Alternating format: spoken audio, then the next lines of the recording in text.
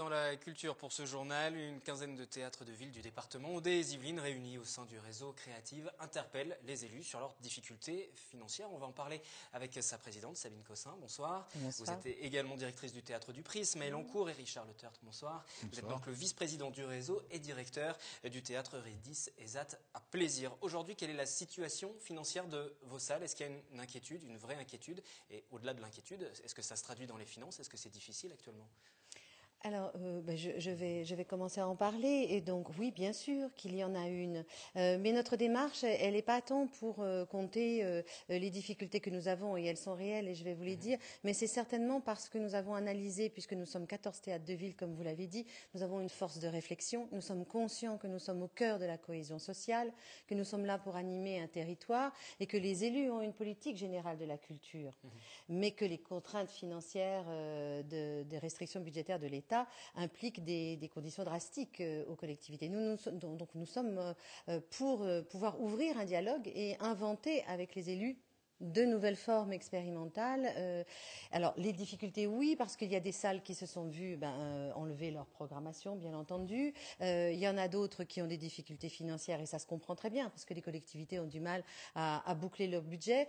Comment tout cet écosystème arrivera-t-il à survivre, à exister? C'est la question qu'on se pose, mais c'est pas tant la question qu'on veut poser aux élus. Notre démarche, et la démarche de ce communiqué de presse qui a quand même été envoyé assez largement, c'est comment nous pouvons nous mettre à réfléchir ensemble pour que l'habitant puisse avoir une nourriture et qu'on puisse éveiller les consciences, qu'on puisse travailler la liberté de penser. Mais l'argent, c'est le nerf de la guerre, et pour faire tout ça, il faut bien évidemment des finances. Si on prend des exemples concrets, par exemple sur le Prisme, Maëlle Encourt, on parlera de votre salle après. Alors sur le Prisme Maëlle Encourt, c'est compliqué puisqu'ils sont en arbitrage budgétaire, donc on a du mal à avoir des réponses précises. Je pense que tout ça, ça se précisera début avril, mais c'est vrai que nous ne sommes à l'abri de rien. C'est très clair, on est à l'abri de rien. Alors peut-être pas de trop de conséquences lourdes, mais chez nous ça va vite. Dans nos économies, ça va très vite. On pousse un bout du domino et que tout le chemin du domino s'écroule. La situation sur Plaisir, par exemple, pour votre établissement? Pour mon établissement, c'est un petit peu différent, puisque moi je suis un établissement à la fois médico-social et culturel, donc j'ai d'autres sources de financement. Mais c'est vrai que dans le réseau créatif, il y a énormément de salles qui ont souffert depuis effectivement la problématique politique, depuis les municipales, couplées avec la problématique économique. Et puis, si on rajoute la réforme territoriale, parce qu'en fait, il y a plusieurs problématiques. Pour expliquer la situation actuelle, vous l'avez dit, la situation financière, ça tout le monde en est bien conscient des difficultés économiques. Et puis, il y a deux changements aussi. Réforme territoriale, c'est-à-dire que les compétences des futures agglomérations, on en a parlé sur cette antenne avec, par exemple, les Saint-Quentin en Yvelines qui va s'agrandir, et de nouvelles communes vont rejoindre Saint-Quentin en Yvelines. Donc, il va falloir redéfinir les compétences. La culture est une compétence aujourd'hui de la communauté d'agglomération. Si ça change, quid donc du financement pour les salles.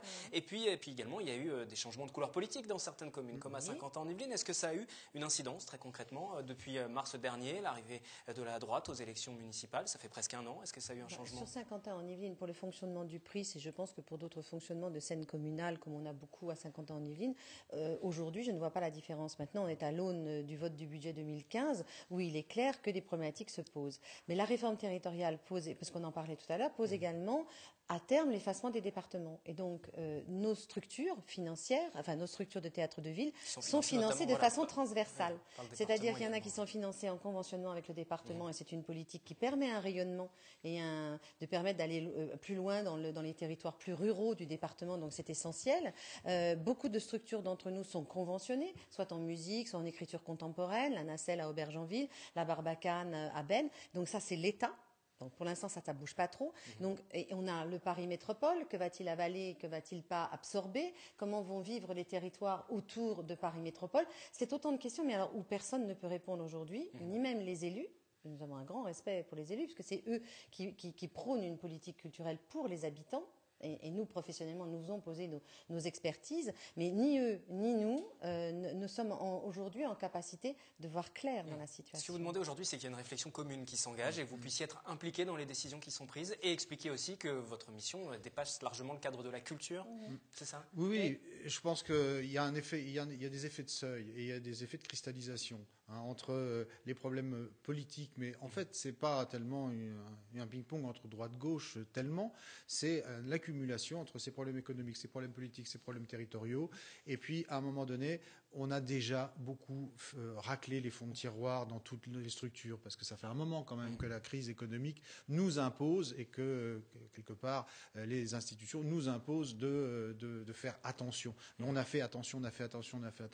Et puis là, il semblerait qu'il y ait un nouveau seuil à franchir. Et ce seuil-là, eh bien, ça s'appelle aussi un effet de seuil. Et c'est qu'à un moment donné, on va détricoter tout le travail. Et il faut savoir que notre travail, il est à la fois sur la défense des œuvres, sur la défense des compagnies, des artistes, et de l'autre côté, tout le travail d'action culturelle, c'est-à-dire ce travail de cohésion sociale, de lien social que nous menons, les pratiques amateurs, les ateliers de pratique artistique, le travail avec l'éducation nationale. Donc à un moment donné, en pressurant et en pressant le plus possible, on va se retrouver devant un problème où peut-être même les élus ne se rendent pas compte que 1% de plus, et ça y est, on descend et on se retrouve, en économie, on sait très bien, les effets de seuil et les courbes, à un moment donné, on ne peut plus fonctionner. Et à ce moment-là, tout le travail investi, tout le travail fabriqué va complètement disparaître, uniquement peut-être pour 10%, 20%. Donc il faut discuter pour dire, attention, là, on ne peut pas descendre en dessous, ou alors il faut vraiment tout revoir. Et là, vous êtes déjà à la limite sur les seuils, sur les différentes salles. Oui, je pense que beaucoup d'entre nous sont à la limite. Ce que vient de dire Richard est très juste. Alors, je voulais juste attirer votre attention sur quelque chose qui est important. On a vécu en France un événement dramatique tout début janvier, et on se rend bien compte que culture et citoyenneté devraient marcher plus fort ensemble. Or, nous sommes de plus en plus vent debout, puisqu'on est bien conscient ces structures culturelles, qui avons 200 000 spectateurs dans les Yvelines, qui faisons plus de 600 à 750 représentations par an. On est bien conscient, plus toute l'action d'éducation artistique et la relation aux habitants, que nous sommes, par la volonté des politiques locales de la culture, nous sommes là véritablement des forces vivantes pour approfondir la liberté de penser, construire le libre arbitre, développer les consciences. Puisqu'il y a ce travail avec l'éducation nationale, vous l'avez souligné tout à l'heure, ça fait partie des salles. Il n'y a pas que de la programmation de spectacles, ça va au-delà de la mission qui est menée. On va juste faire une petite pause pour notre question du jour, micro-trottoir, comme chaque soir dans ce journal. Notre question aujourd'hui concerne forcément le subventionnement de ces salles de spectacle. Sont-elles assez, pas assez subventionnées? Votre regard? Ah, c'est vital, mais encore plus dans cette période de crise. Il pourrait en donner plus, quoi. Il y a certainement encore des choses à faire, très certainement, et de quelle façon, ça je ne sais pas. Ça manque peut-être un petit peu, effectivement, que l'État devrait peut-être aider un petit peu plus au développement de la culture, surtout auprès des jeunes enfants. Je sais pas. Aucune idée. Non, parce que je suis musicienne. C'est compliqué, surtout pour les conservatoires, je crois. Je sais qu'il y a pas mal de problèmes en ce moment pour les musiciens intervenants aussi. J'ai aucune idée du budget, de ce que l'État met dedans, ou voilà. Des fois, les spectacles subventionnés, c'est pas terrible, des fois. Et des fois, on subventionne des spectacles qui n'auraient pas besoin de l'être. Juste peut-être pour réagir sur ce qui vient d'être dit sur le subventionnement des spectacles, et pour dépasser peut-être un petit peu ça aussi, est-ce que dans votre réflexion, il faut associer les spectateurs aussi? Est-ce qu'il faut associer aussi le citoyen pour savoir ce qu'eux attendent aussi de la place, de ce que peuvent proposer vos salles? Ce qu'ils attendent, je ne sais pas, parce que cette phrase est particulière. Elle peut être à la limite un peu réducteur, parce qu'on attend que ce qu'on connaît. Mais par contre, comment ils analysent leurs besoins, comment ils analysent l'envie de vivre ensemble et de faire ensemble. C'est exactement la problématique de l'après 7 janvier. C'est comment on vit ensemble et comment on fait ensemble. Et nous sommes des acteurs répartis sur l'ensemble du département. En plus, on fait un lien entre le rural et l'urbain, là où sont posées nos structures.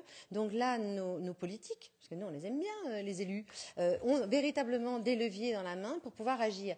Or, nous sommes sur des schémas qui sont un peu anciens, qui datent même quasiment d'une croissance en exponentielle dans les 20 dernières années.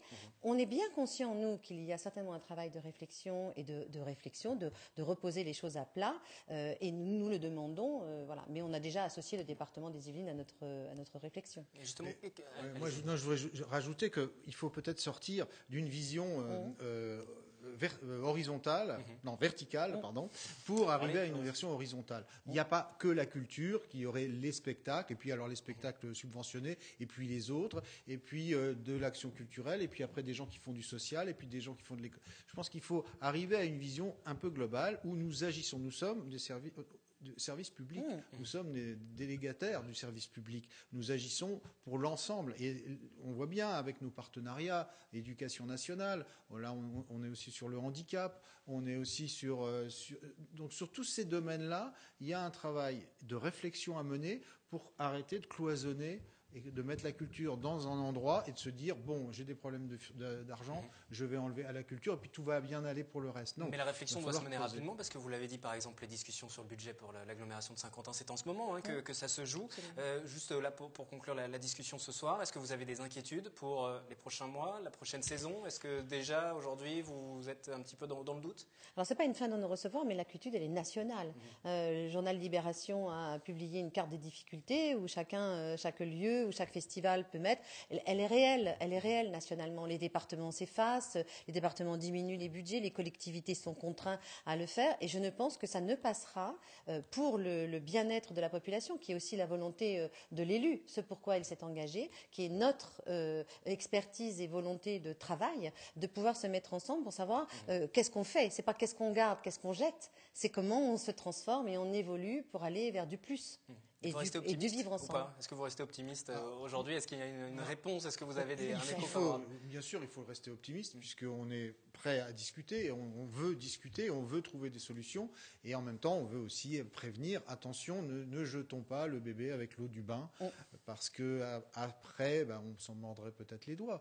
Donc c'est-à-dire que l'ensemble de la population pourrait s'en mordre les doigts. À un moment donné, quand ça se délite, eh bien on n'arrive plus à contenir la fuite.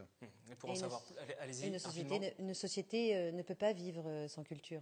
Il n'y a pas de développement de société sans culture. Et elle peut être consentie et pensée dans le sens large. Et pas de développement de territoire non plus sans culture. Et le territoire est au cœur des préoccupations de l'ensemble des institutions et des politiques aussi. Et pour en savoir plus sur le travail de ces salles, sur le travail du réseau aussi, une quinzaine de salles à travers le département, il y a un site internet qui s'est déjà affiché, creative.eu. Merci à tous les deux d'être venus ce soir sur le plateau. Pour terminer ce journal à présent,